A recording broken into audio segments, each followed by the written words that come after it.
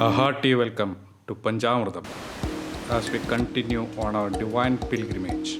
Our travel has took us to the Bandara at Kallighat, which is run by Shrikant Langar Committee hailing from Yuna district in Himachal Pradesh. We can obviously see this high-standing terrain where transporting of materials is a tough task and which is done mostly by manual carrying. Only temporary plastic tents switched as overnight camps. The dark and cold is doubled by howling night rain. In the morning, we refreshed ourselves with a cool bath in the chilly stream and some hot steaming tea.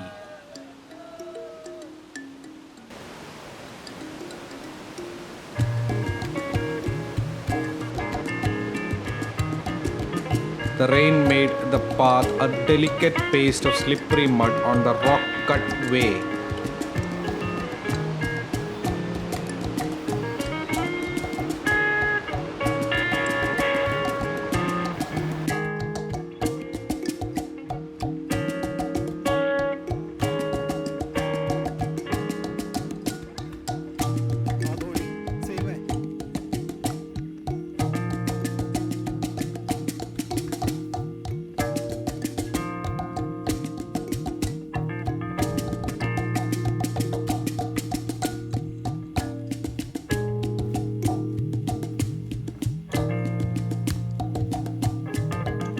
On certain portions, they put steel stairs to ease the climbing. A swift walk for half hour more. As we reached Parvati Nala, we saw more bandaras and langars. Parvati Nala, which is a literal translation of rhododendron canal, is strewn with oodles of these trees from which its name obviously sprouted. Here is an outpost where they collect the information and details of truckers. We reach a small wooden bridge where Parvati Nala, which originates from Naina Sarovar, joins here with Parvati Nala. Crossing the river, there stands a small temple of Goddess Parvati, where you can also see a statue of Lord Shiva. Experienced climbers advise a 1/3 of normal steps with adequate rest on such terrain. This will decrease the overload of heart and lungs.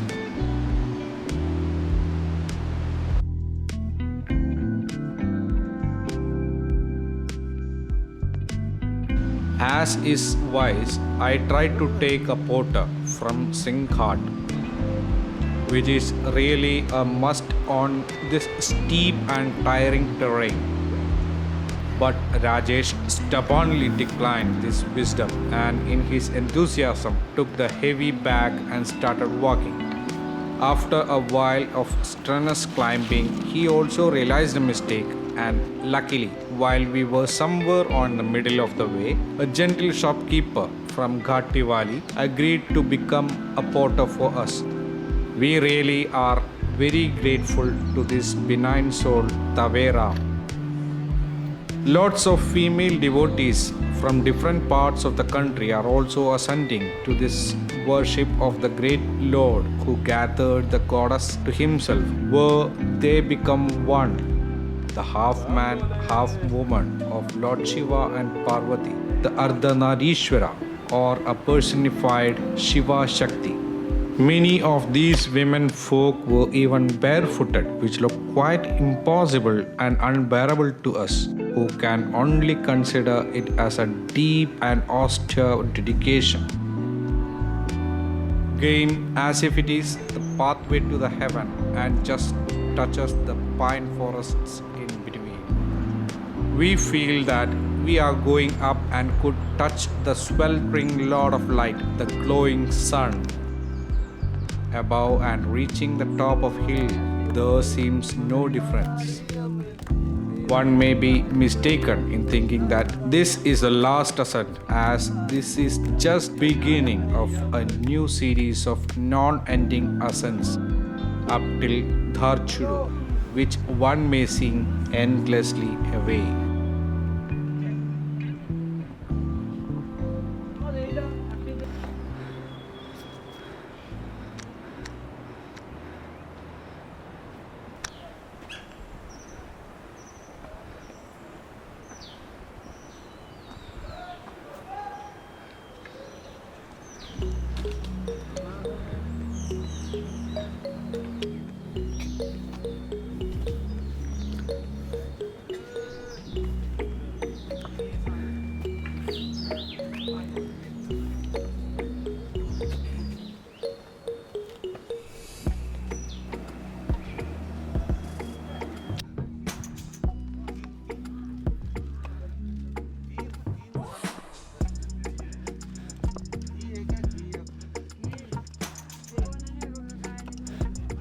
We caught a small break at a tea shop where many weary pilgrims are sitting or partially lying while the shopkeeper tried hard to make people move up to make space for the incoming clientele.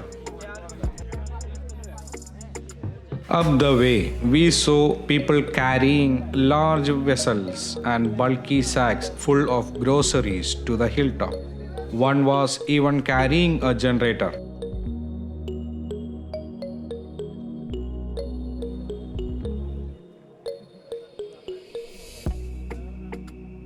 After a restful cup of tea, the truck took us to shift from pine tree forests to Devadar.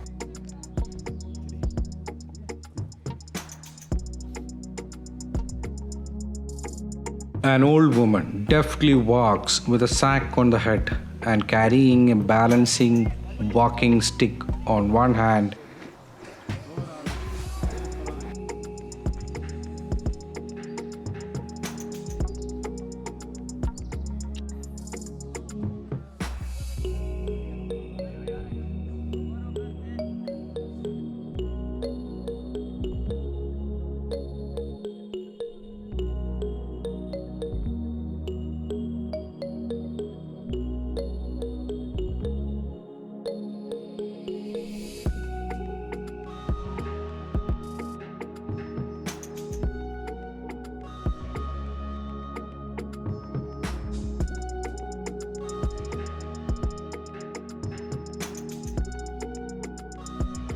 Strewn here and there are John and village where houses looked like stuck-up matchboxes.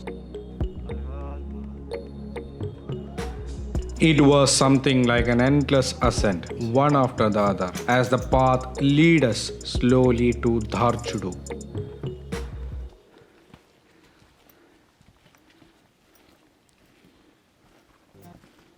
The terrain again transformed into pines, and after a long and tedious walk through the misty weather, where we reached Chota Dharmadu, which is 1 kilometer prior to Dharmadu. The name Dharmadu came from nomadic farmers who herded their goats to a place at night while on travel. Only to this particular place that name got stuck.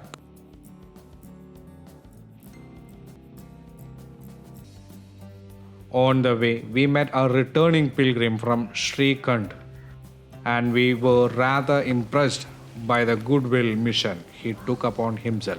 He was collecting all the hazardous plastic waste all through the way, disposed irresponsibly by other so-called holy pilgrims. We took a vow that we will keep our trash with us and bring it back with us so as a solidarity towards a purity and non-pollution. All gathered up at the Bandara, an evening of bhajans and prayers towards Srikhand. This Bandara only started today morning. As the day broke, we wished to take a bath. The Swamiji was kind enough to give us a pot, collecting the seeping highland water pouring down through PVC pipes. A half-hour climb from Dharmadu. The terrain changed from forest to grassland. And between this, there is a natural cliff-like portion of only 5 feet width with steeps on both sides. This mountain grassland was like a painted paradise of colors by myriads of beautiful flowers. The panoramic beauty of the misty mountain is like a never-ending white canvas.